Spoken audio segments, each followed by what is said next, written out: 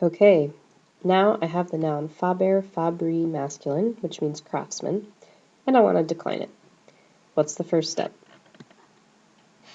The first thing I want to do is copy the dictionary definition into the corresponding boxes on my chart. The first word of the dictionary definition, faber, is the nominative singular. So I'm going to come here to my first box on the chart and copy faber in exactly as it was in the dictionary definition. The second word of the dictionary definition is fabri, and that's the genitive singular. So I'm going to write that in the box underneath where the genitive singular goes. Step 1 is done. For step number 2, first I need to determine which chart this noun uses, and then I need to see if I should copy that nominative singular form into any other boxes, which may not be necessary, or maybe it will be. In order to figure out which chart I should be using, I need to figure out what declension and gender this noun belongs to. The long I at the end of the genitive singular tells me this noun belongs to second declension. And the M at the end of the dictionary definition tells me that it's second declension masculine. So now let's take a look at this with that chart. Here's my second declension masculine chart. The problem with this chart is that there are 4 different things in the nominative singular and several different options in the vocative as well. I already have the nominative singular for my noun. It ends in er. So I can come over to this chart and I can ignore us, eus, and regular old r, because I know that my noun that I'm dealing with right now happens to be of the type that ends in er. Now, I just need to remember which vocative ending corresponds with that.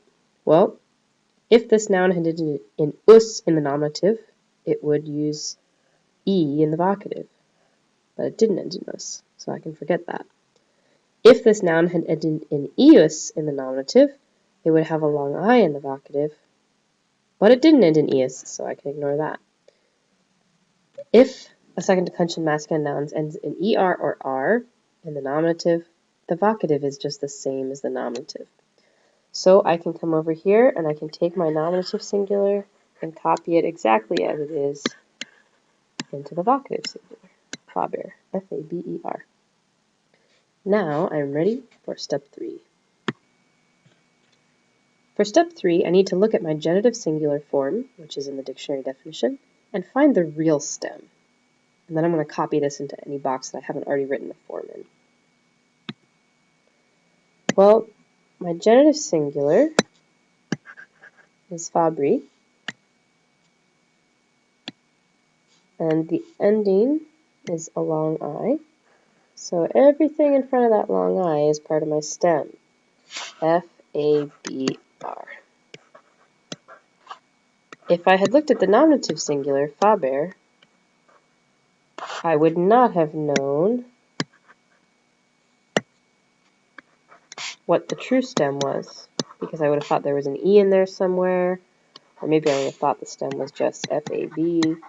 The genitive singular is the only form you can trust to really give you the true stem for the majority of the forms. So I'm going to put F-A-B-R in every empty box. And now I'm ready for step 4.